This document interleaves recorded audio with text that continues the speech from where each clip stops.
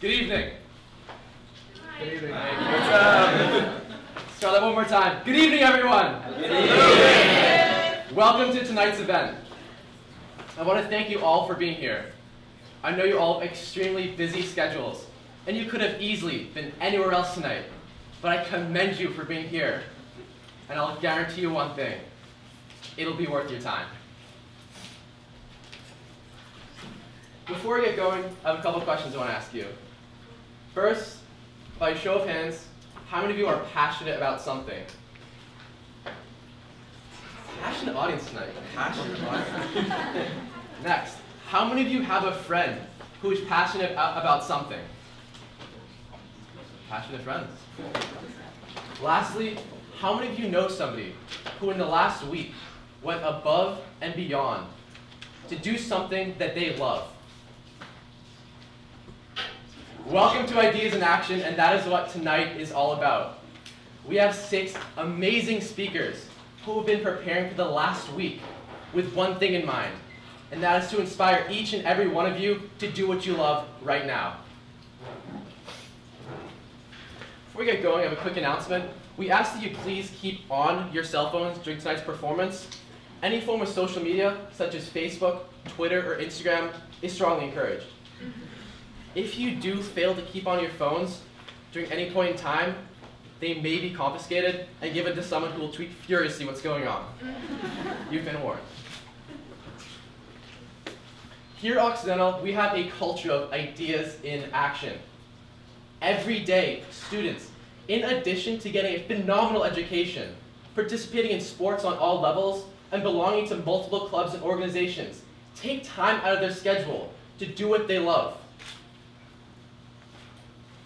I am incredibly grateful to be part of a student body like the one we have here at Occidental. And my hope is that these 6 speakers inspire you to feel the same way tonight. Along those lines, if the excitement gets too great during at any point in this presentation and you have trouble breathing, oxygen masks will fall down from the ceiling above your chair. You place them above your mouth and nose and help yourself before aiding small children around you. They do. They're actually equipped right there. Please pay close attention to everyone's speech tonight. You will be asked to vote on your top 2 presentations at the end of tonight's show.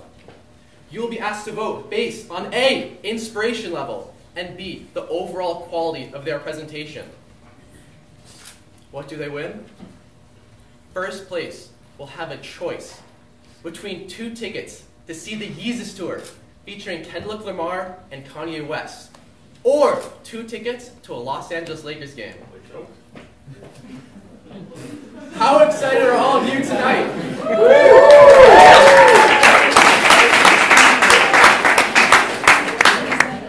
Let's do that one more time. Let's get all of campus here, from the cooler to Rangeview to Fiji. How excited are all of you tonight?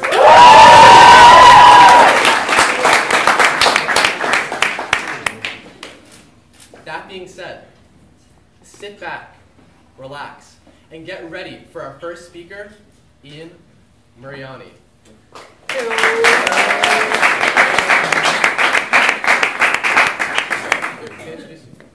Oh, sorry. I'll wait. He'll get his time. He'll get it. Ian is a senior from Ventura, California. He is the president of Phi-Sci and a barista at the Green Bean. He gets inspiration from people who go and create new jobs opposed to following a traditional career path. When he is not making you delicious caramel macchiatos in the Green Bean, he can be enjoying some of his free time reading BuzzFeed. A fact about Ian is that he once held a full-fledged military funeral for a deck of cards. Impressively, he swam against 2 future Olympians in high school in a regional swim meet and did not come in last. I give you Ian Mariani.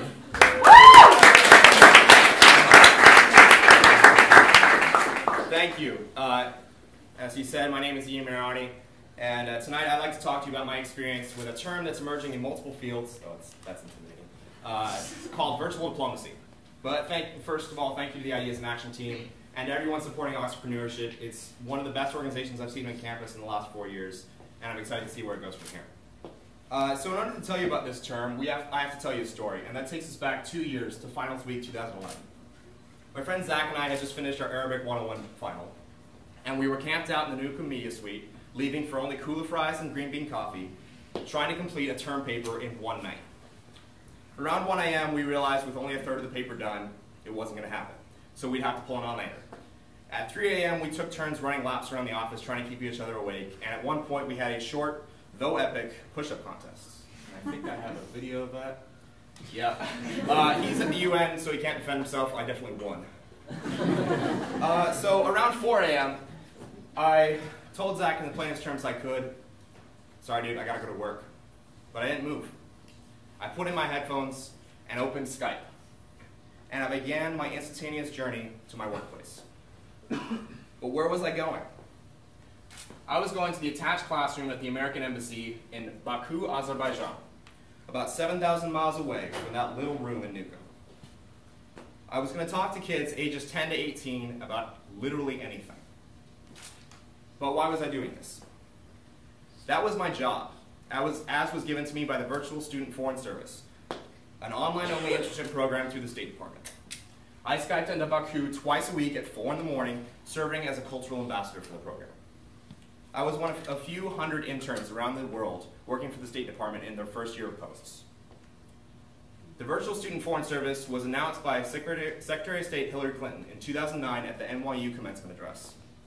There, she talked about how the service would be a big part in the global effort to utilize not only new media technologies, but the young people using them to further their diplomatic efforts. So when I said I could talk about anything, I was slightly exaggerating. As a cultural ambassador for the State Department, there were some topics that were off limits. Ethnic tensions with Armenia, the alleged role of Azerbaijan as a Western puppet in maintaining strike capabilities on Iran, and their troubled past as a Russian-Soviet satellite. Nope, couldn't talk about any of those things. The only things that I, as a DWA major and history geek, knew about the country. So instead, I just talked to the students about what they were studying, what they did on the day-to-day, and for the older ones, what their aspirations were when they graduated.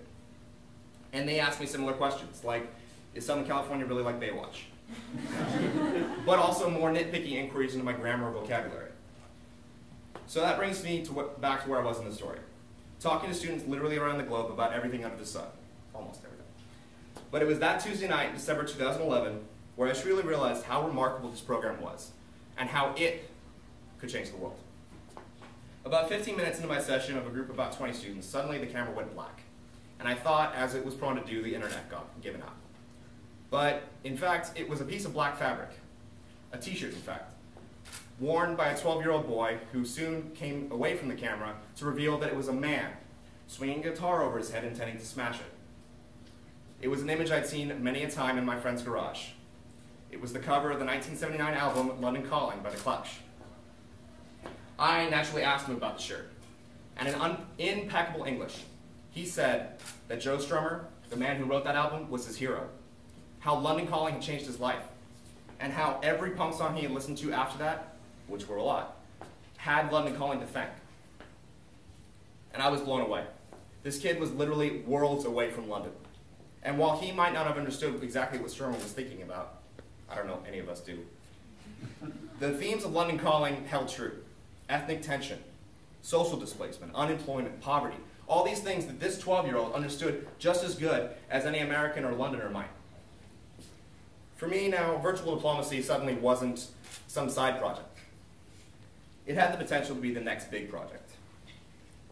So where's the program now? In its third year, the service posted 276 opportunities, and now just not embassies abroad, but also departments within the US government, like State, Interior, Commerce, and Education. They received 2,700 applications for those posts. And, thankfully, I was accepted again into the program, now working at the Bureau of Arms Control, Verification, and Compliance at the State Department, working on my COPS proposal all the while. So, that's all well and good, but can it change the world? How can it help anyone in this room who doesn't like the Clash? And why does it matter? Why does it matter now? It's because, as has happened in human history, technological improvement has far outpaced our ability to utilize it. In addition, we, the millennials, Gen Y, whatever you want to call us, have grown up with this technology, making us prime candidates, if not the best candidates, to put this technology to the use in the causes that we care about. It's like this. With 2 internet connections, you can communicate with someone in the same way that a professional, diplomat, or business person does. And it doesn't have to be just one person. It can be a classroom full like I was doing, or it can be a whole government if they accept your friend request. Using our imagination, we can see virtual diplomacy being applied to many different sectors. Government programs like the service can be complemented in business or in nonprofit. Imagine for a second the Goldman CEO hiring young econ majors like some of you out here to Skype with their stockholders to find out what you wanted your money to go towards. Or a nonprofit doing a build site in Africa, being able to communicate with the people on the ground with just a satellite phone. And of course, the people now using virtual diplomacy are ahead of the curve. I've met people in the State Department I never would have met living at Oxy. I put social media as a skill on LinkedIn, and for once not meant that I knew how to use GIFs to describe how my finals week was going. And it's also my personal story. It's my point of difference. No matter if the entire world got involved in virtual diplomacy, no 2 stories would be the same. And I'm not the only one who thinks it's the next big thing. The Economist, the World Bank, even the State Department now has a Department of E-Diplomacy. But there's always a sense of untapped potential. No matter how much we're doing now, there could always be more. Because the internet doesn't care who you are. Even if you're a college student or a Nobel laureate. You can take your ideas global from anywhere. I want to do a little experiment, kind of like what you were doing. Because I have a feeling there are a lot of passionate people in this room. Raise your hand and keep it raised if you're passionate about making a difference in your subfield. Now, keep your hand raised if, other than Oxy AirNet problems, you have a working internet connection. So, you can put your hand. So what are we waiting for? This world can literally at our fingertips if we know where to look. And while you take the time to finish up your degrees, let's just say you aren't, in your spare time, Skyping across the world to make a difference now. Take a look. This is your new office, where your coworkers might be continents away, but you're still on the same page. This is your new boss. Maybe, we'll see. Who's getting to know her new BlackBerry, but also getting to know that you might be the next big way to reach out to the public. These are your new tools. They're almost entirely free, and those companies are updating their programs daily to make them better. And this is the future. People meeting people without so much as a handshake, but all the while sharing ideas still about how to make the world a better place. The internet makes us all ambassadors, diplomats, and even revolutionaries if that's what we want to be. To draw from the words of Joe Strummer, the future is unwritten. Thank you.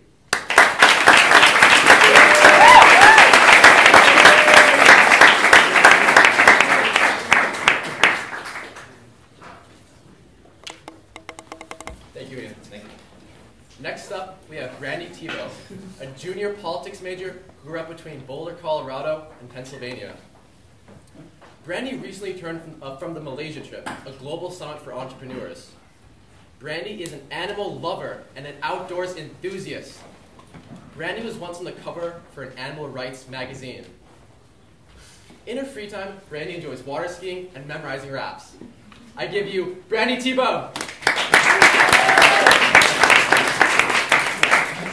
All right, let's jump in. So the title of my talk is Revealing Flawed Logic, Making Injustice Actionable and Visible. And what I'm going to do today is talk about 2 dominant ideologies that are invisible to most and harmful to virtually all. The first dominant ideology contributed to an eating disorder that I survived from. And the second dominant ideology contributes to the suffering of animals, which is something that I fight against on the daily. So to begin, here I am at 15 years old in my friend's kitchen at 4 a.m. making a 5-layer chocolate cake that we proceeded to consume within the next 24 hours. So as you can see, at this point in my life, I had no sort of conception of how others were viewing my body. But something happened between that time and about a year later, where I started to view my body and think that every piece of excess flesh that was on it said something about who I was as a person and whether or not I was good enough. And so I remember looking in the mirror when I was about 16 and making a commitment to myself that I would remove all the excess flesh from my body so that I could prove to the world that I was good enough. This is me with the same friend just a year later, and I remember when this picture was taken, all I could think about was how I was going to look in it. And I remember looking at the picture afterwards and thinking that I still wasn't skinny enough. So that same summer, I was approached by a modeling agency, and they said that they wanted to give me a contract and that they'd fly me around the world and that they'd make me famous. And I agreed, and that's what I did. And for about a second, I felt good about myself, and I felt like I was enough. I felt like all my hard work had paid off. And then, of course, the next second, I felt that I needed to do more. And I remember people asking me things like, "Are you a model?" And I'd say yes, and they'd say, "Oh, thank God." Like there was nothing else that I, in my right mind, would possibly want to do with my life. So that same summer, I was on a road trip with my family, and my mom came out to the car, and she handed me a protein bar, and with a worried look, she said, "Will you please just eat it?" And I looked at the calorie content, and I said, "No, I can't." And my sister, who was sitting next to me, turned to me and said, "God damn it, Brandy, why can't you just eat it? It's not like you have some incurable disease. All you have to do is eat." And I turned to her, and in tears in my eyes, I said, "No, it's not that simple." And at the time, I really didn't understand why it wasn't that simple. I didn't understand the invisible forces that were governing my behavior. All I knew is that if I ate, if I gained weight, then my entire identity would be lost. And so the dominant ideology that I now can see was at play in my actions at that time is that thinness is beautiful. And I believed this wholeheartedly without really asking why. So this dominant ideology is supported by a myth that is unquestioned logic, that beauty is something that you work for. And if you're strong, you can earn beauty. And if you're not beautiful, then you're not strong and you're not good enough. And so many of us accept this at face value and never go through to see if it actually follows to its logical conclusion. So next, I want to talk about another dominant ideology that I understood and that I saw and that I could comprehend. And that is the dominant ideology that eating animals is normal, natural, and necessary. And now I want to go through the same there's a lot missing from my PowerPoint. That's missing. That's okay. Okay, so, but really quickly, before we move on, the other thing that I want to talk about this first dominant ideology is that the effect of this is that there's a payoff, right? So there's somebody who's benefiting from this dominant ideology. And the benefactors from this dominant ideology are the media and the entertainment industries and the fashion industries, right? And then there's also groups that are excluded. And those are the groups who refuse to believe in this dominant ideology. So those are some symptoms that you can tell when you're dealing with a dominant ideology. There's a group that's receiving a payoff, and there's also a group that's excluded for not following that dominant ideology. And now we can move on to this one. And so the unquestioned logic that distorts reality behind this dominant ideology is that we've always eaten animals, and therefore it's the right thing to do. And animals aren't rational, and therefore they don't suffer, and also people need to eat animals. These are three elements that support the dominant ideology that eating animals is natural and necessary. And due to time constraints, we're just really going to talk about the first one today. And so when people say that eating animals is natural, what does this actually mean when you follow the logic through? Does it mean that it's something that we've always done? Because we've always raped and murdered and we've always gone to war, but we know at our very core that that is wrong. So what makes this natural distinction any different? We can also see that natural is the justification that has been used all throughout history to justify the subordination of women, the subordination of blacks, the subordination of homosexuals. It's all the same. And we know that it's never useful when we use it in that situation, and yet we all accept it at face value when it's used in this situation. And so again, with this dominant ideology, we have people who receive the benefit, right? And who receives the benefit from this dominant ideology? Well, it's the meat, the dairy, the egg industries, the leather industries, and the entertainment industries. And they benefit from the commodification of animal bodies, just like the other dominant ideology benefited from the commodification of women's bodies. And again, in this situation, we see that those who don't buy into this dominant ideology are shunned. People who choose to speak out for animals in factory farms and who choose to go vegetarian or vegan are actually physically displaced to other restaurants because they can't eat in normal places because it's so predominant in society. And so here we can see it laid out linearly. There's an ideology that leads to defenses, distorts perceptions, blocks feelings, enables behaviors, and reinforces ideology. But the great part about this is once we can identify this, once we can see that this is what's at play, we're free to act anyways. So what happened was, in my animal activism, when I came to understand the conception of dominant ideologies and how they play out in harmful ways in our lives, I was able to use that to act in such a way that I was able to overcome my eating disorder. So I saw that what was happening was that this dominant ideology, that beauty is thinness, created defenses that told stories about it. That was, if you're not beautiful, then you're not strong. And what that did was it distorted my own perception, blocked my feelings. In this case, it actually blocked my hunger, and it enabled the behavior of my eating disorder, which then helped to reinforce that ideology. And I saw that this was the exact same thing as the dominant ideology that plays in eating animals. And that is that eating animals is natural and we shouldn't question it no matter what the circumstances or no matter what the animals have to suffer to get to our plates. And the defense is that it's natural because we've always done it. And this distorts perceptions and it blocks the compassion that we might otherwise feel for those farmed animals. And this enables that behavior and again reinforces that ideology. But what I want you all to leave with today is that dominant ideologies are harmful only until you realize that you are free to act anyways. So I want you to think about what aspects of your life have you not chosen? What is just a product of the world that you were born into, that you accepted at face value and never held up to the light? And then I want you to choose a new way of being in that area of your life. And I want to end with a quote to sum it up by Melanie Joy, who's actually a woman that Veg Club is bringing to campus in a couple weeks. And that is that dominant narratives are the stories told by dominant culture. They define our reality and guide our lives like an invisible hand.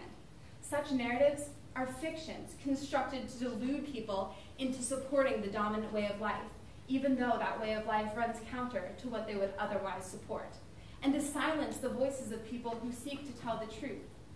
Thus, social change is made possible by those who challenge the dominant narratives, replacing fictions with facts by bearing witness to and speaking out against oppression. Revolutions that change the course of history are made possible by those who speak truth to power. I was born into a world in which myths sustain and condone the suffering of animals and body hatred, but I'm committed that that not be the world that I leave behind. So I urge you all to question everything, ask why, take nothing at face value, and live a life of intention so that you can be the change that you wish to see in the world. Thank you.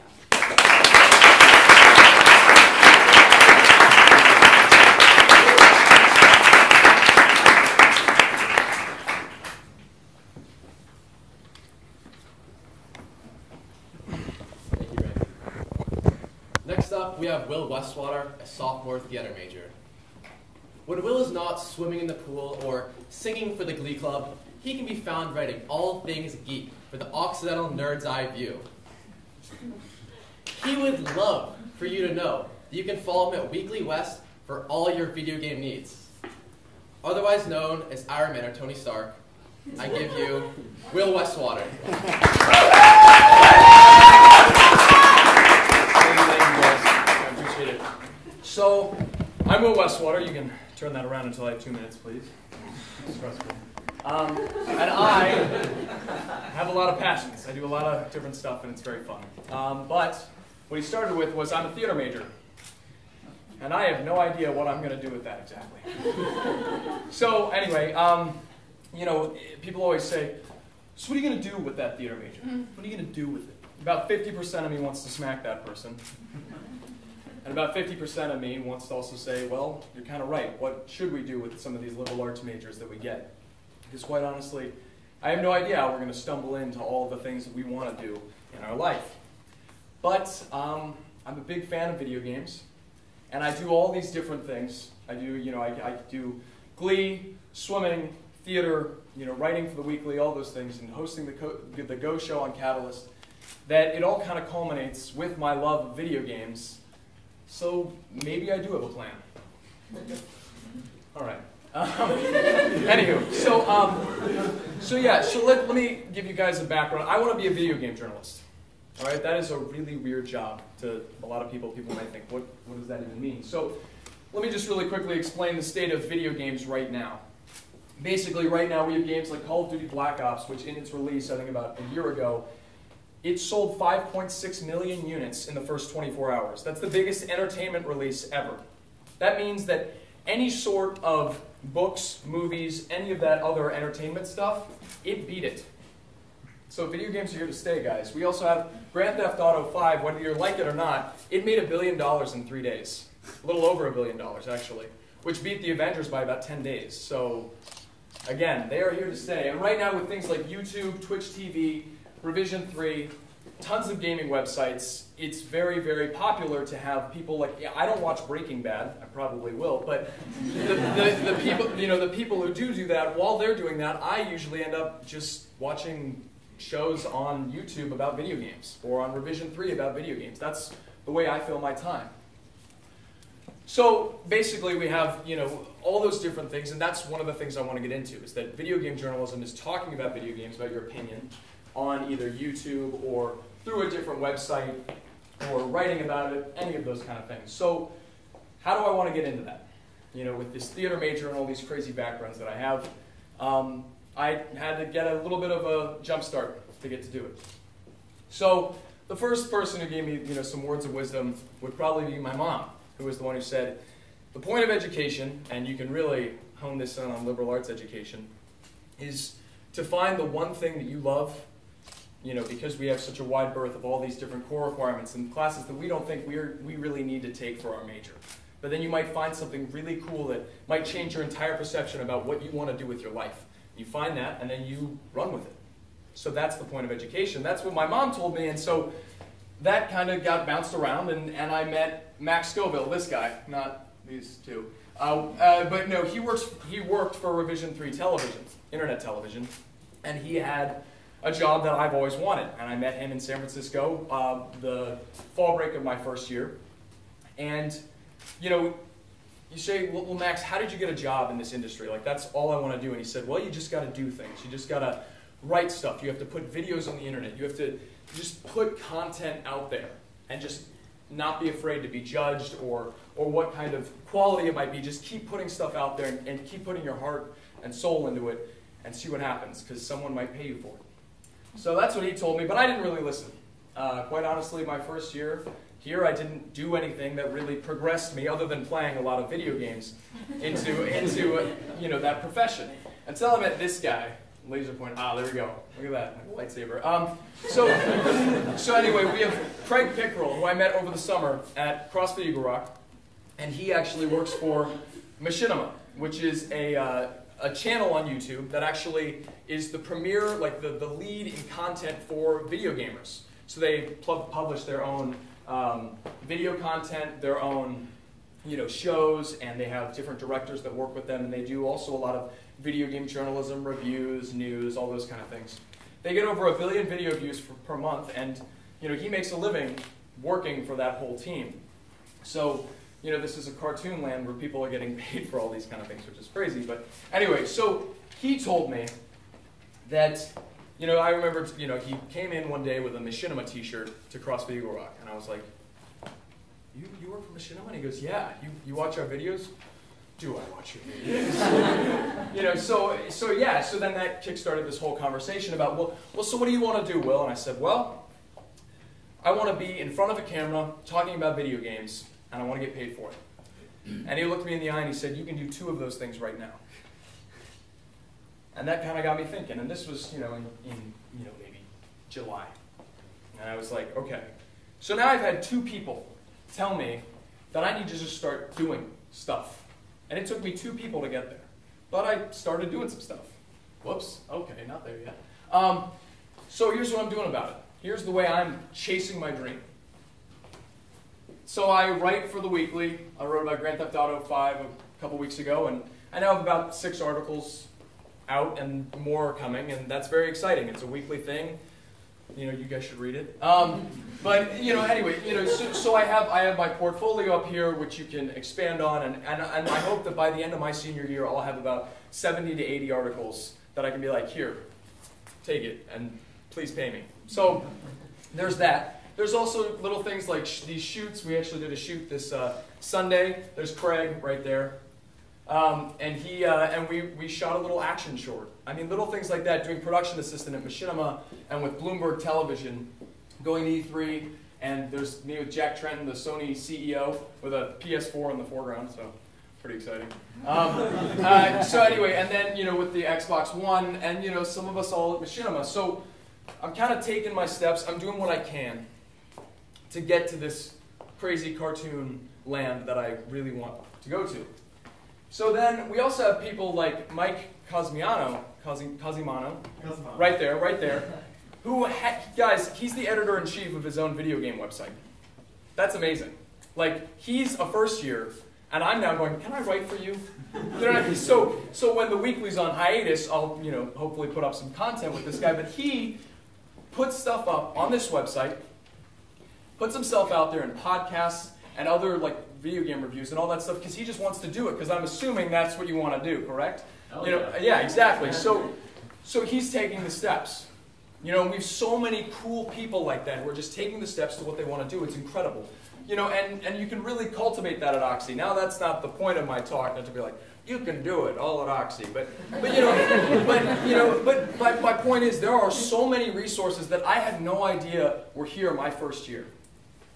And it kind of bums me out, because I, kind of sat for a year without doing anything on it. And then I figured, Juliet approached me with the weekly, and, I kind of got off my butt and said, all right, let's do the Go Show. And I got with Evan Salsi and Matt, 2 minutes.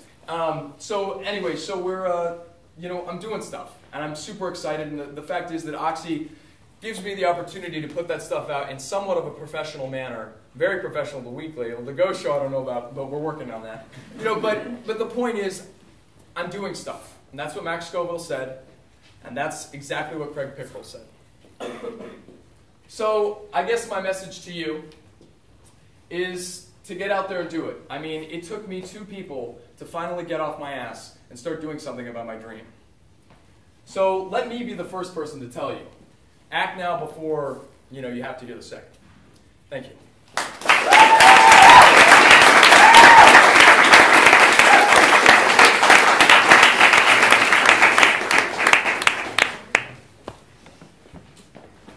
Thank you, Will. Next up, we're going to have Sid Saravat talk about the recent Malaysia trip, which I know you've all been asking about. Sid has far too many leadership positions for me to possibly memorize. So with that, I'm going to give you Sid. All right, excellent. Thank you so much for coming. I'm super excited to get to speak in front of all these amazing people. So what I'm going to talk about is what I discovered in Malaysia. So in Malaysia, me, along with 10 other Oxy students, we went to the Global Startup Youth Conference.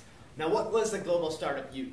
Global Startup Youth was a gathering of 500 young entrepreneurial leaders from 105 different countries around the world. It's stunning when you run the numbers on how many businesses these students had already made, how many businesses they were going to make, and how much sort of wealth was in this room at that time. If you just accumulated the amount of speakers who were there and how much they'd made in their lives, you'd probably hit $1 billion right off the bat. And so it was staggering to see this. But what were we doing? So basically, these students had to come together, and they had 48 hours to come up with one mobile application to solve problems of education, environment, health, and women's empowerment. Now, in 48 hours, that's after some of them have already spent 48 hours actually getting there, because they're from all over the world. They had to sit down, and that's actually us Oxy students, but they had to sit down and ideate and come up with what was the focus of this problem that they've chosen. What was the issues that affected it? How are they going to solve it with a mobile application? So we expected there to be a lot of frustration and a lot of sort of people who are just tired and passing out because, you know, it's been forever. So they've been traveling, they're tired, they have to meet all these new people and figure out how to create a mobile app. Some of them don't even have a coder in their group. Some of them have one coder in their group. How are they going to make this happen? However, we saw that that wasn't true. These people got together and their passion flowed through their cultural differences, their language barriers, differences in nationality, differences in political ideology, and at the end of the day, they were able to make a 5-minute pitch in front of some amazing judges who were Silicon Valley venture capitalists, Silicon Valley entrepreneurs, founders of YouTube, founders of Expedia, CEOs of Priceline. I could name drop for an hour. And they had to come up with a 5-minute pitch. And it was amazing because every single team had a pitch that was as professional as some of the talks we've seen today. And it was amazing to see that they'd all gone out there and solved the world problem. Now, what does that tell us? Well, you know, it's great. We're all here at Oxy, you know. I've got ideas. I'm passionate about something, I guess. And I want to do something about it. What this event told me is that entrepreneurship is the next global language. You don't need to take an expensive class in French literature or in Spanish literary studies or whatever else language majors do, which is amazingly impressive because I can't do it. All you need to do is go to Google and you have a bunch of apps. This is like the ones that were mentioned in one presentation in Malaysia. There were like 5 of these presentations with that many applications that you can go out there, access for free, and build your own mobile app and make something happen. However, what does that tell us? You know, sure, we've got these resources. What I realized that all these people with different cultures and languages were coming together and they were using one language, the language of entrepreneurship, which brought an 18-year-old, in fact, a 13-year-old, together with a guy who programmed for Napster, and they were discussing code. That's what entrepreneurship does. It brings people together. And what are entrepreneurs to me? They're people who solve problems, often with low resources. So I suggest you all take a leap. It says leap there. And, you know, change the world. It's something everyone today in this presentation has said at some point or another, but realize that we're in Los Angeles. We're an hour away from San Francisco, 10 minutes away from Silicon Beach, and we have internet and a computer that is probably very fast. Go out there, change the world, because that's what entrepreneurship has enabled us to do. Thank you.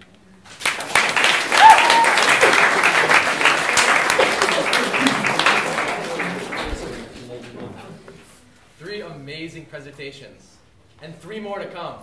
At this point in time, we're going to take a quick 5-minute break for you to rehydrate, stretch your legs, and take a breather. I'll see you back in 5 minutes. We will dim the lights when there's 2 minutes to go. Thank you all very much. Before we get to our next 3 speakers, we're going to have a quick word from Alexander Keith, a coordinator from Oxypreneurship and a personal friend of mine. Give you Alexander Keith. Thanks, Cliff. Can we give Cliff a round of applause for being awesome? So Cliff is just one of our new Oxypreneurship leaders, and we've been really fortunate to have a 30-leader team this year. We doubled in size since last year, and I kind of wanted to take you through just a few of the highlights that have happened within Oxypreneurship and what to look forward to as well. So last year we had this course. It was 150. It was just 150. DWA Econ cross-listed, and we had 4 speakers there come in, and we also had an Innovate Oxy event, which is kind of like a hackathon, similar to the one that Sid was describing that happened in Malaysia. This was kind of one that's focused on Oxy, and we're going to actually be having that again in a couple of weeks. I think you might hear about it in a little bit. So we had all those 4 speakers come, an entire course, and Innovate Oxy, and we kind of figured out at that point that this energy around entrepreneurship was something that was worth capturing, right? This was something worth going forward with. And so now we have this 3-part strategy where we try to incorporate action events that are inspirational, like the one you're attending right now. We have skill-building experiences. For instance, we're putting together a J-term with Oxy's first January term that'll be taking place this winter break. And also classes, like the Entrepreneurial Leadership 4-unit class, hopefully we'll be expanding that to 2 or 3 classes next semester, fingers crossed. And then finally an incubator. And the really cool part about the incubator that we're trying to get off the ground is the ability to support students not only in whatever your endeavor is, whether it be a for-profit, non-profit, social enterprise type of venture, but not only providing informational background, but also perhaps providing monetary support as well to those of you who are interested in starting your own business or following your dreams in some way that requires money. So anyway, so that's our kind of 3-part strategy, and I just wanted you all to kind of get to hear it. But what I'd also like to do while I'm up here is recognize the Oxypreneurship leaders who have joined us and have been on this crazy wild ride so far. So if you're an Oxypreneurship leader, could you stand up for a second, and can we please applaud you?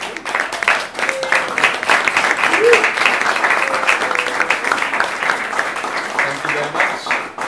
And finally, I'd just like to take a few seconds. I'm going to be traveling abroad next semester, but I'd really like to introduce you to the man himself who is going to be taking my place. Mr. Elwin Pratt is the new coordinator.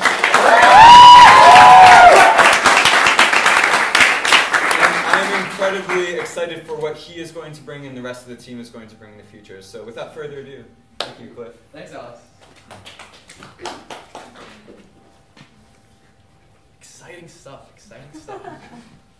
I dare you. I double dog dare you to start your own business. Let's do it. Next up, we have Lily Hotchman, a sophomore from Boston, Massachusetts. Go Red Sox. Lily is a double major in math and physics. She is inspired by Stephen Hawking, who found out he had a life-crippling disease, yet went on to design his own wheelchair so he could go on to do the work that he loves.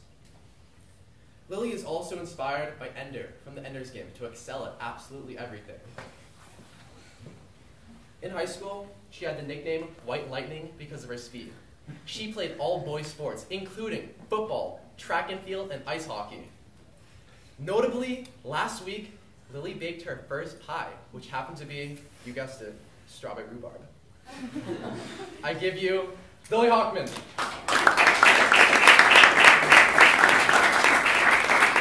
Hi guys. Can I grab the cookie from you?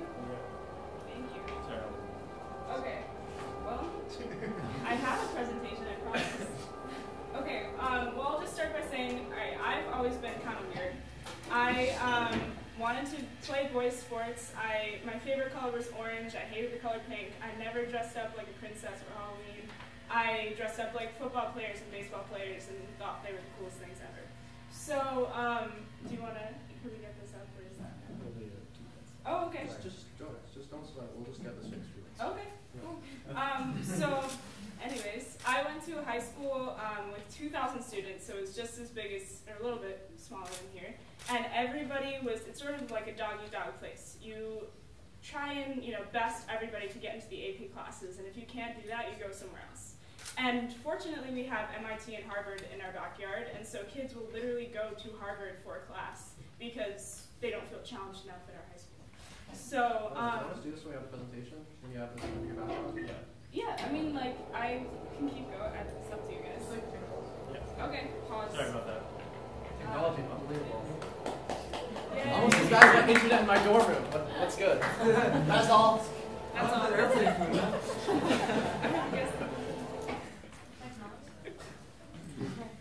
How can I go on Facebook? Been on internet. What am I going to do?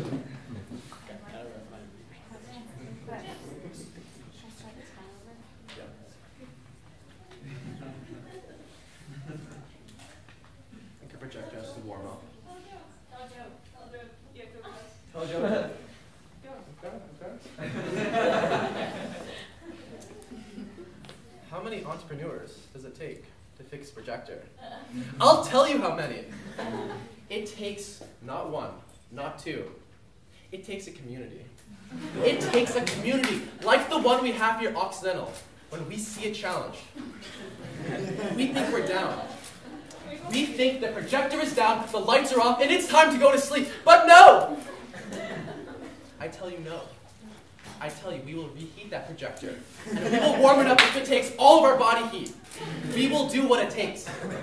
And that, my friends, That is what Occidental is all about. That's what Ideas Action is all about.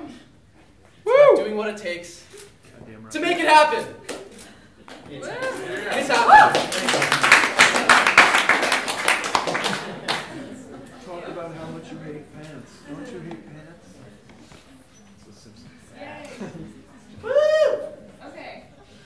So, alright, we'll start again. So, like I said, I was always weird. And I decided that I wanted to do everything that everyone told me I couldn't do. So that started off with boys' sports. I was like, I want to play hockey, I want to play football, and I want to run, and I want to do all of this at the highest level I possibly can. And it turned out that my school cut the girls' ice hockey team because not enough people went to the games. Well, big shocker.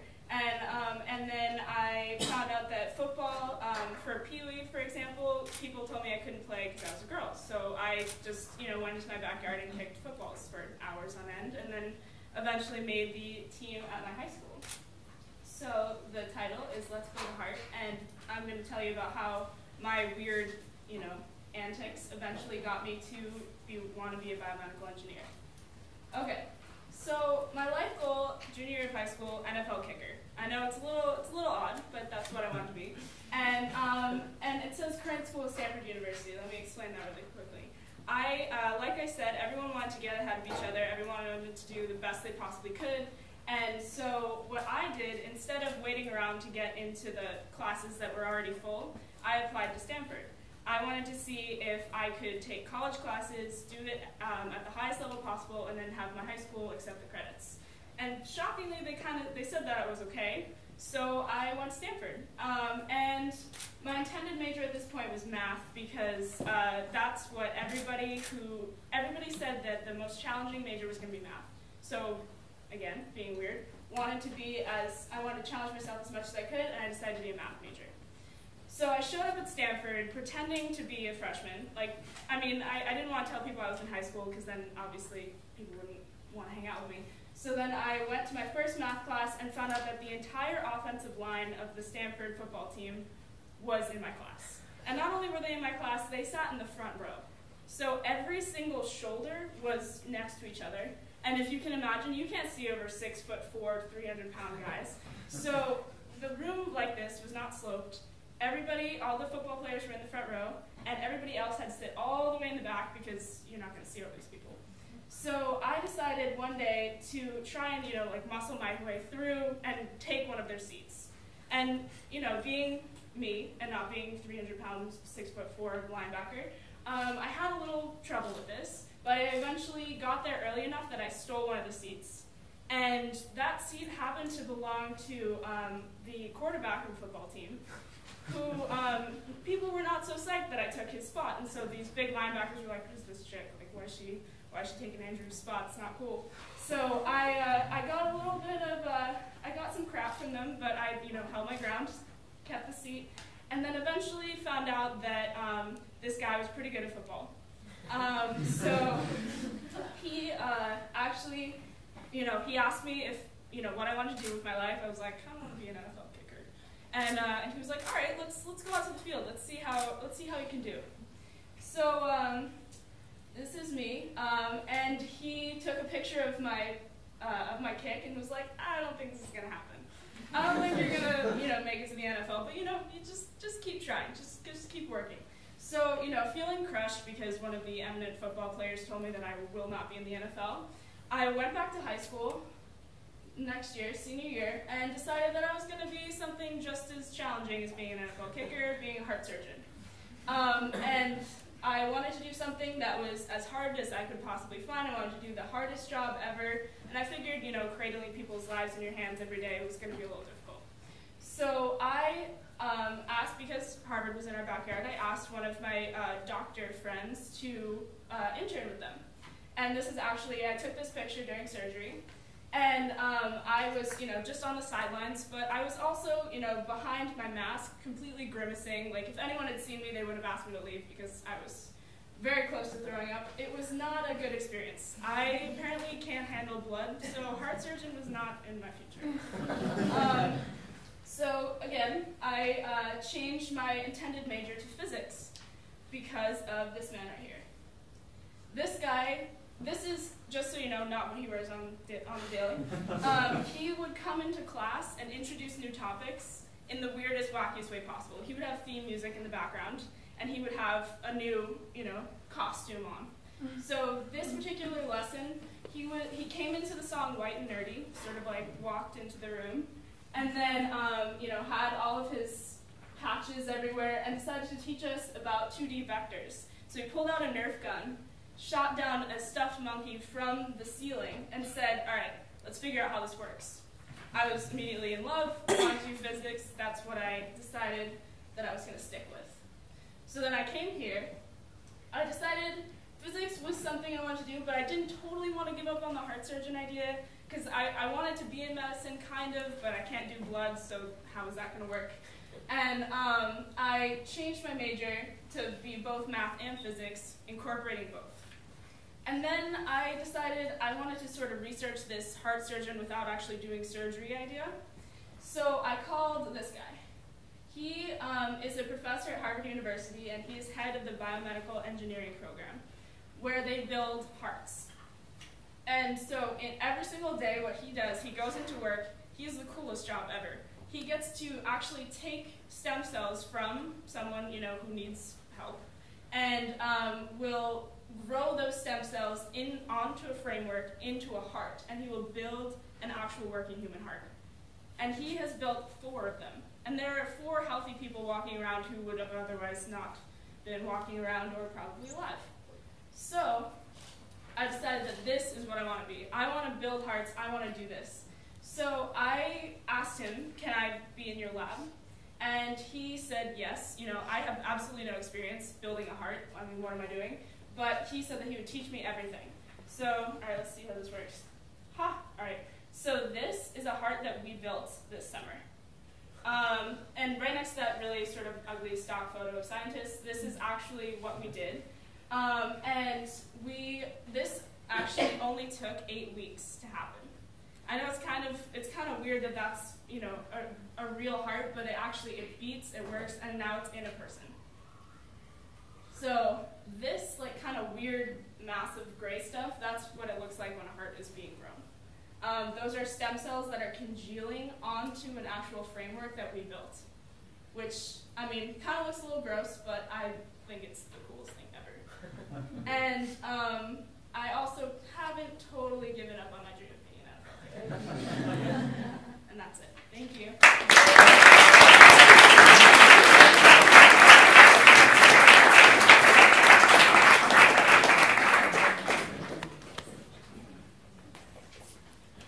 Thank you, Lily.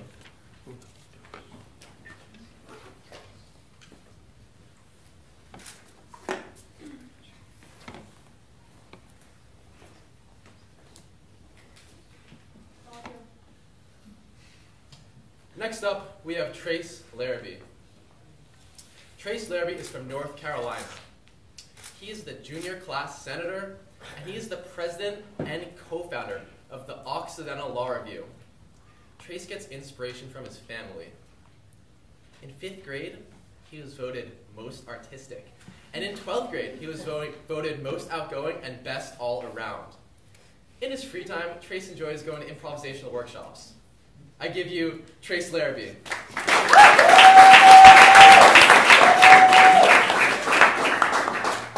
Thanks, Cliff. This has been an awesome opportunity to get to know the speakers better and to learn from one another. So I just want to say thank you for allowing me to share and participate. So tonight I'm going to be talking about what motivates me and how I attack obstacles and achieve goals.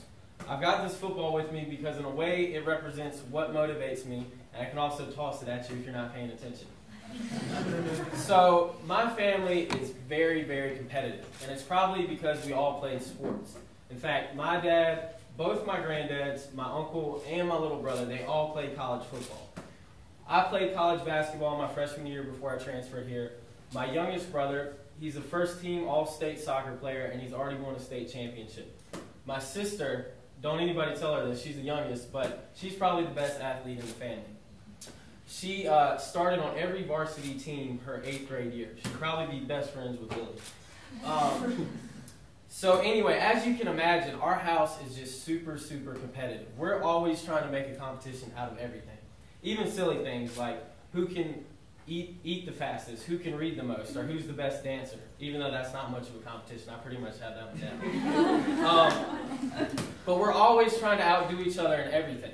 I don't care if I'm playing my little sister in checkers. I want to beat her as bad as I can. And so even though I don't play basketball anymore, it's still my family that motivates me, and I still have that competitive spirit. It comes really from my dad. My dad was the son of a poor farmer, and my granddad's dad was a poor farmer, and so on and so on. And it was really my dad who broke that cycle. He worked really hard, he paid his way through medical school, and he became a self-made success. And he provided opportunities for our family that we had never had before. That's why my ultimate goal is to achieve greatness as a public servant and to change my family's legacy forever. Because I want to take it a step further. I want my family's last name to mean more because of my existence. I want to give my family and other families opportunities that they never had before. It was, after observing my dad, I realized that what I do, there's people out there that I don't even know yet, and there's family members who don't even realize it, but what I do today can have a serious impact on their lives in the future. So I take my work seriously, and I did my homework. And what I found was every single class we have at Occidental is worth $500. So it kills me to see people skipping class or not taking it serious or too scared to ask questions. Every time they do that, they're basically throwing $500 down the drain. So I don't really buy people's petty excuses, I can't do it, I just didn't want to come.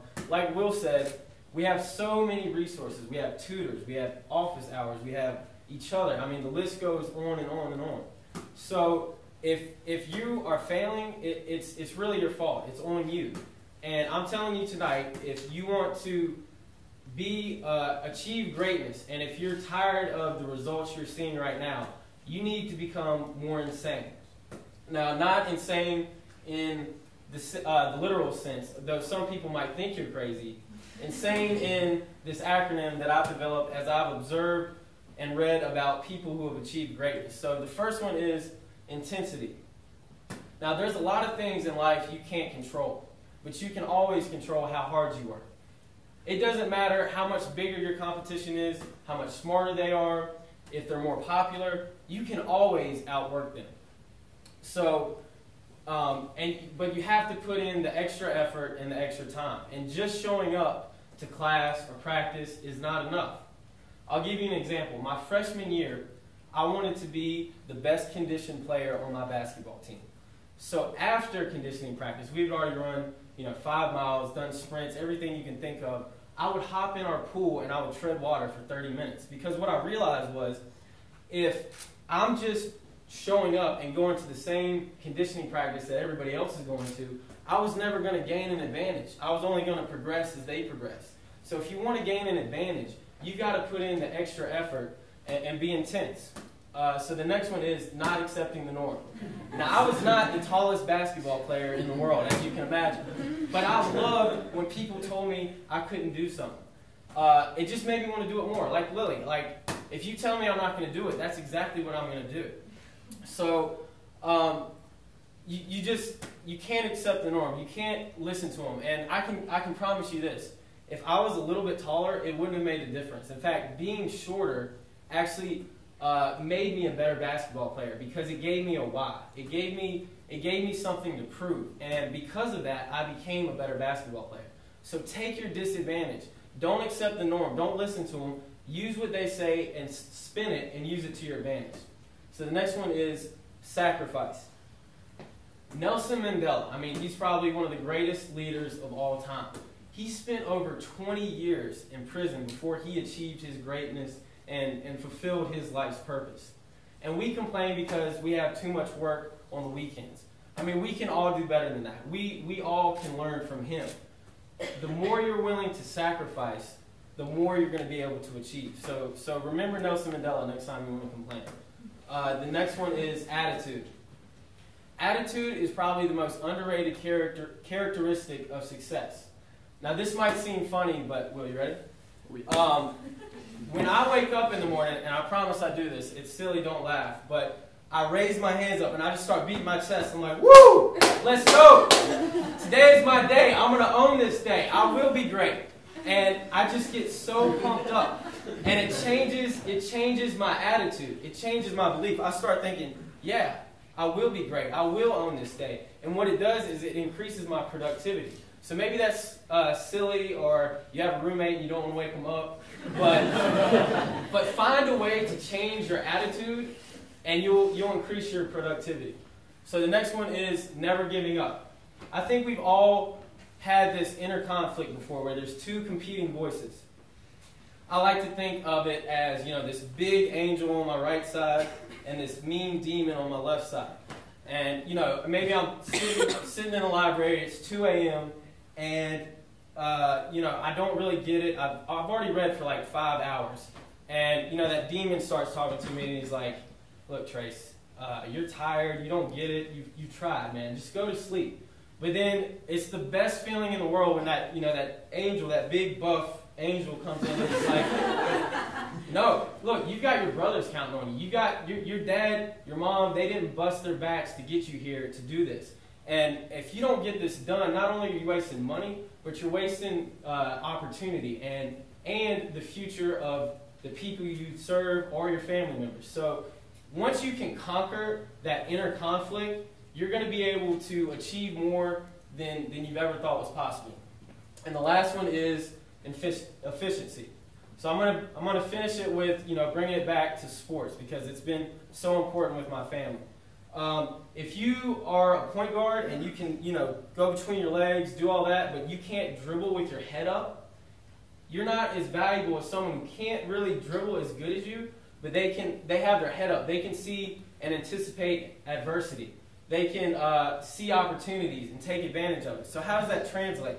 Well, maybe you are the best writer in the English department, but if you can't, be aware of upcoming assignments or other classes, it doesn't really matter because you're not efficient and you can't maximize what you're talented at because you're lacking and you're not anticipating adversity and you're not taking advantage of opportunities.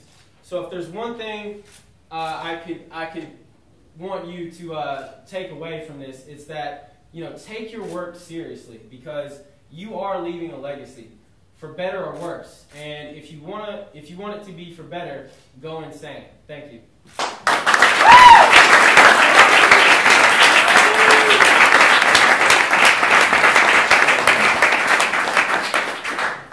Thank you, Trace. Next up, we have Rachel West. Rachel West is a junior from Portland, Oregon. Rachel is inspired by music, colors, and beauty. In her free time, she enjoys exploring Los Angeles, writing songs, and just hanging out with her friends. A fun fact about Rachel, she was prom queen in high school. In 2018, she plans to buy her mom a house. I give you Rachel West.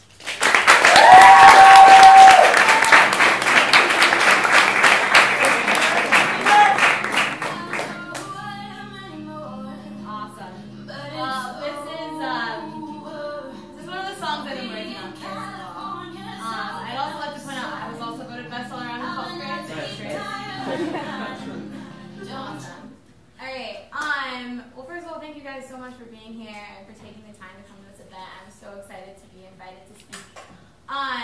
So basically, I started writing songs when I was in elementary school. I actually formed this little girl group that we had on the playground. It was me and a couple other third graders. We thought that we were going to be the next Destiny's Child, except for multiracial. It was pretty fantastic. I remember the first song that we wrote was a song called Raindrop. There was not much to it, but I thought that we were the hottest thing around. And my love for music, my love for singing all started there. And throughout the rest of my life, it became one of those things that was painted as unrealistic. Who gets to be the next Beyonce? Who gets to be the next Britney Spears? All of that seemed like something that was so impossible. I mean, that's 1 in, 7 billion people that gets to achieve that type of status. And so I kind of went through the next couple of years thinking, you know, that's not going to happen for me. Like, time to get more practical. So at first I thought, hey, I'm going to be a pediatrician. I was like, I struggled with asthma all through my childhood. I want to be able to give back to all those kids who hate to breathe. And so that was my plan. And after a while, you know, I started thinking, you know, that's not as exciting. I was like, I feel like I would make a really great lawyer. My mom was like, yeah, lawyer, that's really a good idea. So that was my plan through middle school. And then I fell in love with HGTV and decided, you know what, interior design is my thing. Like, I would be a great designer. And so that was my plan. Leaving high school, I was kind of thinking, you know what, I'll probably end up picking something completely different by the time I finish through school. And so from there, it was just kind of like, hopefully I'll discover something that I love in college. Ended up at Oxy. I definitely chose Los Angeles for the purpose of being in a place that had so much opportunity and so many different things to offer. I think subconsciously I also kind of knew, you know, this is where entertainment is at. Like, I need to be there. So made it here, and my first year of school was really just kind of struggling to find out what it is that I love to do. I was ready to pick a new passion. I was ready to start a new goal. Had completely, you know, discarded singing as a possibility. And really was just kind of like, you know, hope for the best. I'll graduate, something will happen, I'm confident I'll find a job doing something. And then it wasn't until my sophomore year that I really had a complete change of mindset. A big part of that being my uncle. My uncle was actually diagnosed with Lou Gehrig's disease, the winter break of my sophomore year, which for those of you who don't know is something that hits you really hard, really fast. And he is somebody who has been such a tremendous influence in my life, somebody who I love more than almost anybody in the world. And to see him go through this really made me realize how short life really is. And so I said, you know what, screw it. I was like, if I don't do it now, I may never do it. I'm going to go ahead and go balls to the wall, and I'm going to go after my dream. And from that day forward, you know, I really focused on harnessing what it is that I was truly passionate about, as opposed to just going for the practical. Practical, by the way, is completely overrated. Find something that you love to do. And so starting in, I guess, February of my sophomore year, I really just like went for it. I started off by contacting a producer who I had met a couple months prior at a random party in Hollywood, and was like, you know what, let's get together, let's work together. I have this massive book of songs that I've been writing ever since I was in elementary school. I want to create something. Let's work. So started working on an EP at that moment, which for those of you who don't know, an EP is basically just a short album, normally about 5 to 7 tracks. And so started working on that, and instantly was just so incredibly satisfied by the feeling of seeing my creations come to life. To have something sitting in a book for 4 years and never showing it to anybody is completely saddening. Like, to think about the fact that, you know, I had this dream, it was sitting right there, but I never did anything with it. To finally get to see it come to life and to see it realized and hear my music playing through speakers was honestly the coolest feeling. Like, I can't even describe how awesome that was. I definitely started breaking down. First time I heard my first song, I was just like, oh my god, that's me. It's so exciting. And so that was huge. You know, that was my first step. Moving on from there, I was like, I need to get in the industry. My goal was to learn as much as possible about the business that I was entering into, and to get as much knowledge as I could about the music industry itself. So I took up an internship at a talent management company, which is actually not too far from here, and really got to learn the inside outs of what it means to be a talent, and what it means to be managed. I also started reading this book called All You Need to Know About the Music Business. For those of you who are interested in the music business, this is a great book for you. Learned a ton that way as well, and really wanted to make sure that I was going to be able to handle my career, that I was going to be able to take control of things and understand what was going on around me. And from there, I actually had my boss at my internship be like, Rach, like, what? I didn't know that you sang. He refers me to a friend of his who is actually a producer as well, and I got to work with them on doing demo vocals. So basically how the process works is they have the producers produce the track, they then bring in a head writer who comes in and writes the track, and then they bring me in and I would sing the song. So I learned the song in like 20 minutes, and then I'm supposed to do vocals for it. And then from there, they then shop that song to the artist. So with these particular producers, I got to do demos for artists like Jennifer Lopez. We did demos for Jordan Sparks. We worked with Hilary Duff. We also did one for Jessie J. Like, huge names that I seriously, within 4 months of taking my dream seriously, like could have never imagined having the opportunity to work for people like that. So that was actually insane. And then moving on from there, it kind of just shocked me how many other opportunities started coming my way. And actually about a month ago, I was introduced to the manager of Sierra and Janet Jackson and Mindless Behavior. I got to go to his house, we were like sat around his pool, and I'm like sitting there like, yeah, like this is so dope, like, oh my god. And getting to sit there and talk with him, I instantly was like, you know what, this man is somebody who is not going to fake you out at all. Like, if he doesn't like your stuff, he's going to tell you he doesn't like your stuff. So we played some of my music for him. Turns out he really liked it. So that was really cool. And in fact, I'll get to play the song for you guys that I played for him at the end of my presentation. But basically, he was like, I want to introduce you to some people. And I was like, all right, cool. He names off people like Rodney Jerkins, for those of you who don't know, the creator of Dark Child, 4-time Grammy winner. Like, that is an insane producer in the industry. If you don't know him, get to know him because this man is insane. Second person he names off is Tricky. Not familiar with Tricky, he did Umbrella for Rihanna, he produced Single Ladies for Beyonce, Baby for Justin Bieber, like, he's got number one after number one after number one under his belt, so another amazing name. And then he closed our conversation being like, yeah, like, I also know Timbaland's looking for 2 new writers right now, like, freaking Timberland, like, are you kidding? Like, that is, like, my mind in that moment just exploded. I was so incredibly just humbled by that experience.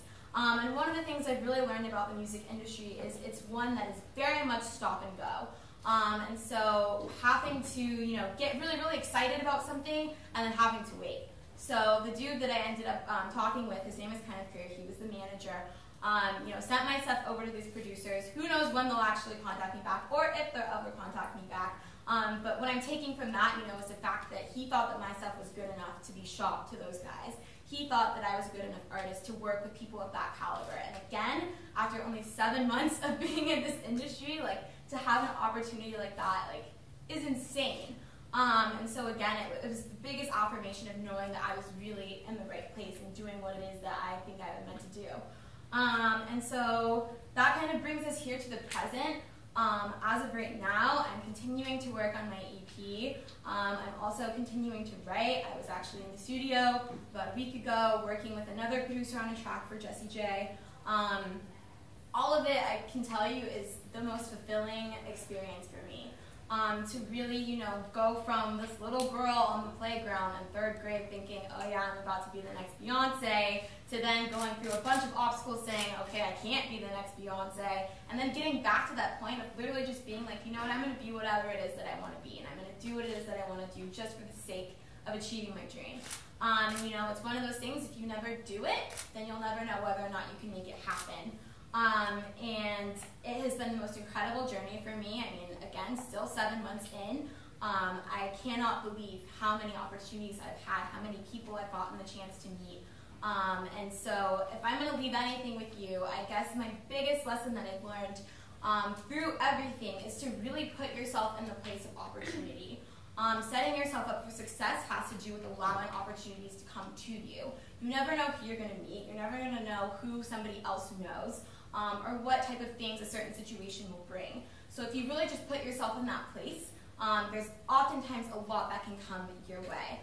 So lastly, I want to go ahead and close with the song. I hope you guys enjoy it. The song is called Marionette Doll. It's part of my EP.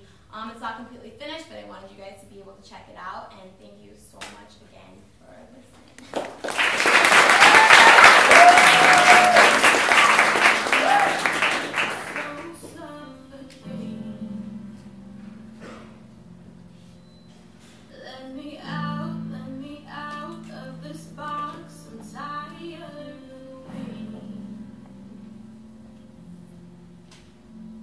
Escape even when asleep, all of these figures are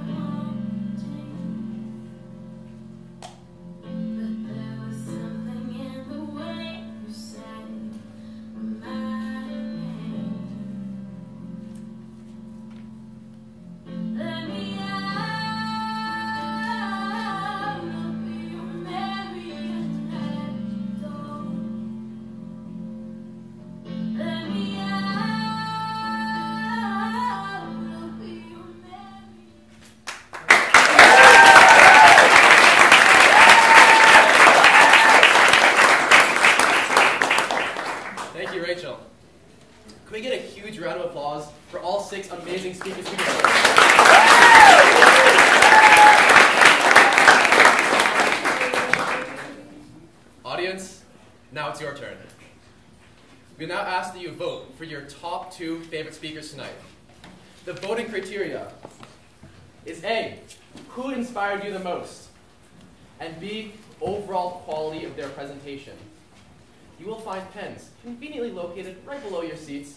If you did not receive a flyer as you entered the building, please find one of our lovely assistants in the back and they will give you another voting flyer. Please indicate clearly your number 1 and your number 2 votes right now. Thank you very much. Did you rank your votes? Oh, well.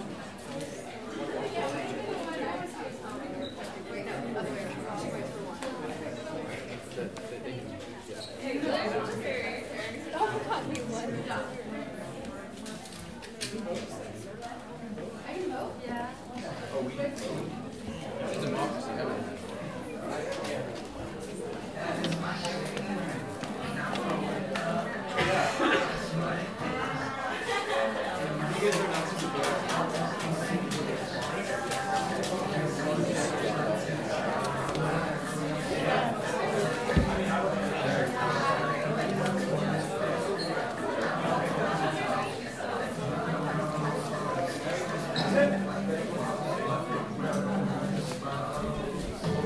Short, buddy.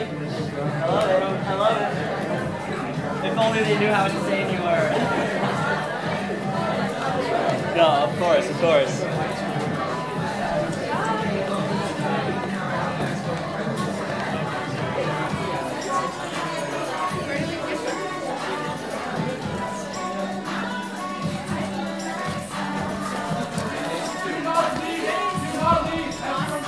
Thank you. Thank you.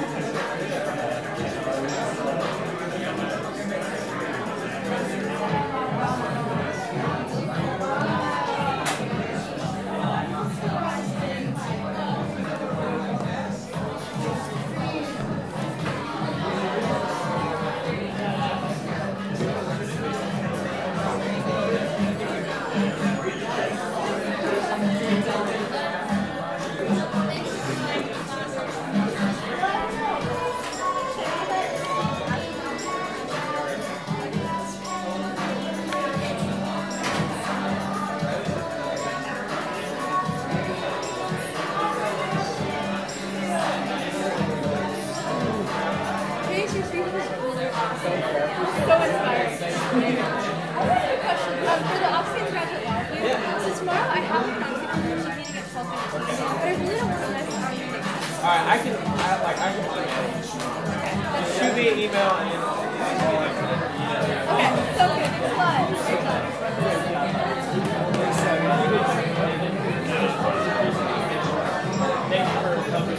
Thanks a lot. thank you for covering that.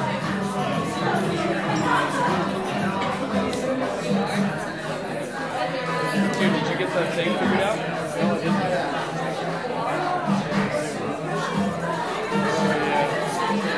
Oh, we should probably go right after this. I would do that. I would definitely.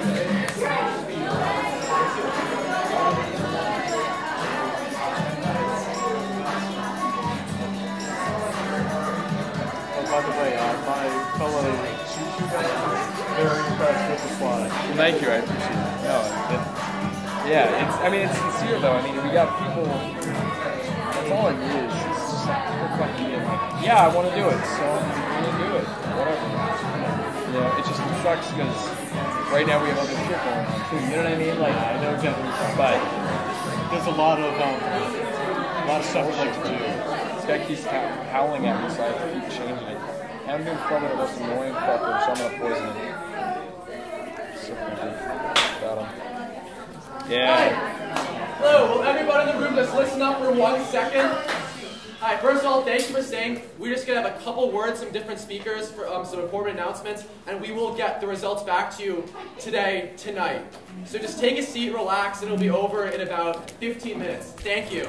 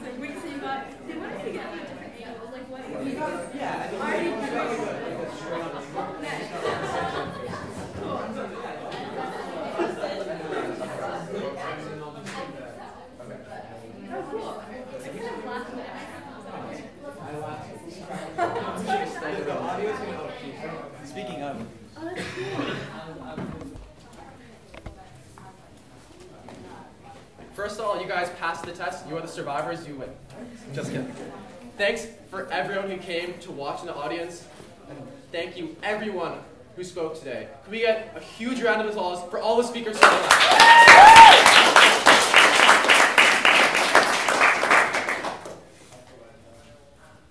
Thanks again for coming tonight. We encourage you to put those ideas in action. Thank you. Have a great night. We're going to get the results back to you on Facebook in an announcement, so hang tight. Speakers. Oh, those are speakers stay. There they are. Speakers, please stay. We have the results right now.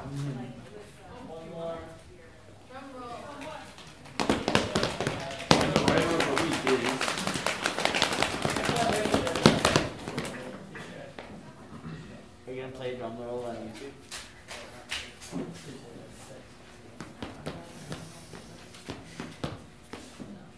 The second place winner for Ideas in Action, who is either going to receive 2 tickets to the Jesus Tour or 2 tickets to Los Angeles Lakers game, is, drum roll please,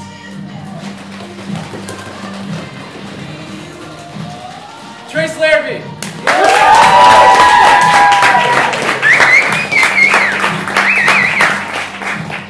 Stay up, please, Trace. We are having a choice here from Not a choice. Assistant Miriam.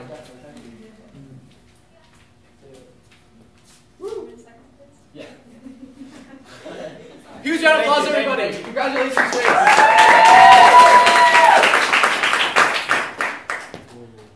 And now, what you've all been waiting for.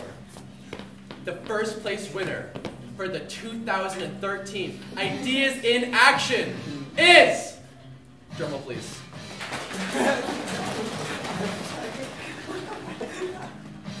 William Westwater.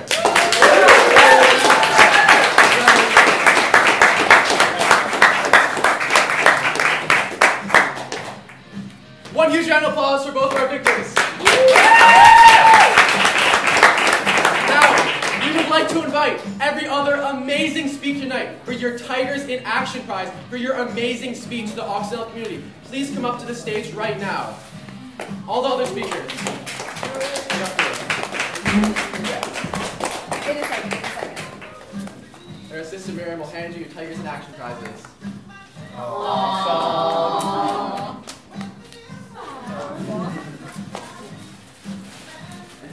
Thank you. Round of applause for all our contestants, everyone.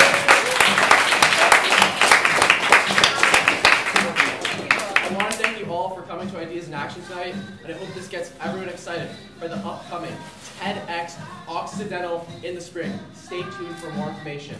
Thanks again to everyone, and please remember to put those ideas in action. Thank you very much, everyone. Have a great night. Super cute.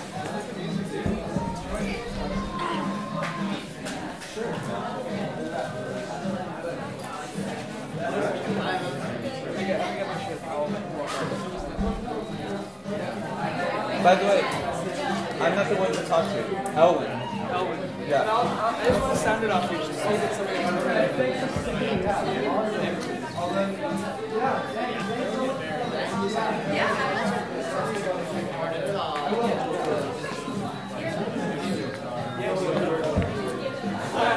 It's alright, cool. Yeah.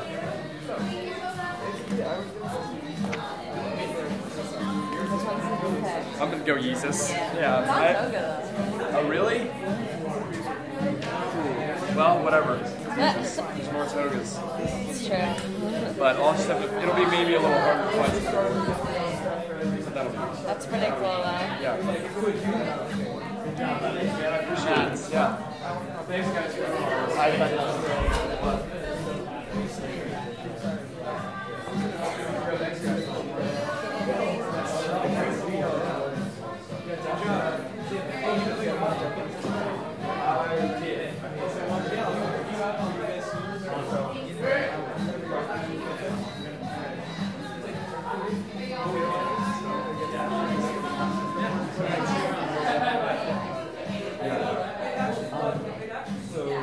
What time is it?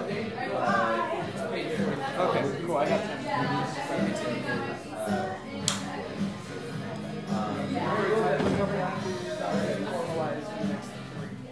Yeah. Decisions. So I'm